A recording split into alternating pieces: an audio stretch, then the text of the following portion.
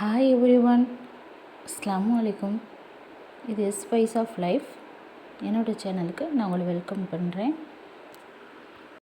இன்றைக்கி நான் இட்லி சாம்பார் தான் செஞ்சு காமிக்க போகிறேன். எப்படி செய்யலாம்னு சொல்லிட்டு நம்ம வீடியோக்குள்ளே போகலாம். முதல்ல ஒரு டம்ளர் சின்ன டம்ளரால் பருப்பு எடுத்திருக்கேன். அது நல்லா வாஷ் பண்ணி நான் வச்சுருக்கேன். அதுக்கப்புறமா சின்ன வெங்காயம் ஒரு கைப்பிடி அதை நறுக்கி போட்டுட்டு ஒரு 4-5 பூண்டு பல் போட்டுக்கோங்க. அதுக்கப்புறம் 3 பச்சை மிளகாய் சேர்த்துக்கோங்க.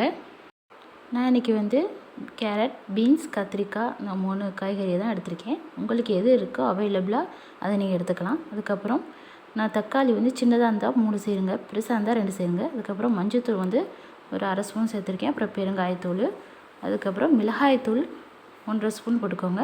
அப்புறம் மல்லித்தூள் 1 ஸ்பூன் போட்டுட்டு தேவையான அளவுக்கு தண்ணி ஊற்றி உப்பு போட்டுக்கோங்க. உப்பு போட்டு மூடி வச்சு நான் இன்றைக்கி 4 விசில் விட்டுருக்கேன். நான் ஸ்டவ்வை ஹையில் வச்சு தான் 4 விசில் விட்டேன். ஓகேவா? நீங்களும் ஹையில் வச்சு 4 விசில் எடுத்துக்கோங்க. அதுக்கப்புறம் எனக்கு பருப்பு தண்ணி இருந்துச்சு. நான் அந்த தண்ணியை வடிகட்டி எடுத்துட்டு நான் அதுக்கப்புறம் என்ன பண்ணேன், நல்லா மசிச்சு விட்டேன். நல்லா கைகளால் நீங்கள் கரண்டியை வச்சு நல்லா மசிச்சு எடுங்க. இல்லாட்டி ஒரு டம்ளர் எடுத்து அதால் நீங்கள் மசிச்சு எடுத்துக்கலாம். எடுத்துகிட்டு அதுக்கப்புறமா நம்ம வடிகட்டின தண்ணியை ஊற்றிக்கிட்டு இன்னும் கொஞ்சம் நம்ம தண்ணியை ஆட் பண்ணிக்கலாம்.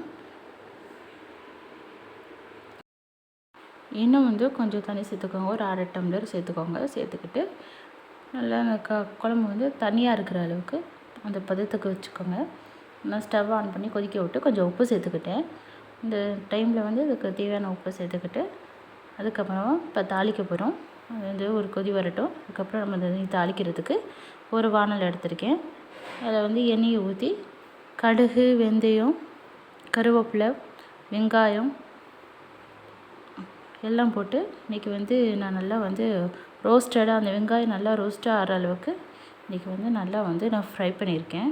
ஃப்ரை பண்ண அப்புறம் நம்ம குழம்புல அதை ஊற்றிக்கலாம். ஊற்றினாட்டி இன்றைக்கி நம்மளுக்கு தேவையான இட்லி சாம்பார் ரெடி. என்னோடய ஸ்டைலில் உள்ள இந்த சாம்பாரை உங்களுக்கு ரொம்ப பிடிச்சிருந்துச்சின்னா என்னை சப்ஸ்கிரைப் பண்ணுங்கள், லைக் பண்ணுங்கள். இன்னும் என்னை ஃபாலோ பண்ணிக்கோங்க. என்னை ஃபாலோ பண்ணி நான் போடுற வீடியோஸ்லாம் நீங்கள் உடனுக்குடன் பார்க்கணுன்னு நினச்சிங்கன்னா பெல் பட்டனை கிளிக் பண்ணி வச்சுக்கோங்க. கடைசியாக நம்மளுக்கு மணக்கிறதுக்காக நம்ம குழம்பு மணக்கணும்னு நினச்சோம்னா கொஞ்சம் மல்லி இலை நீங்கள் போட்டுக்கிட்டிங்கன்னா அந்த குழம்பு ரொம்ப வாசமாக இருக்கும். அதுவும் சாம்பாருக்கு மல்லி இலை போட்டால் ரொம்ப வாசமாக இருக்கும். நீங்கள் அதை ட்ரை பண்ணி பாருங்கள். போட்டு என்னோடய style sambar ready. Thanks for வாட்சிங். எப்போதுமே ஸ்பைஸ் ஆஃப் லைஃப்பை பார்த்துக்கிட்டே இருங்க.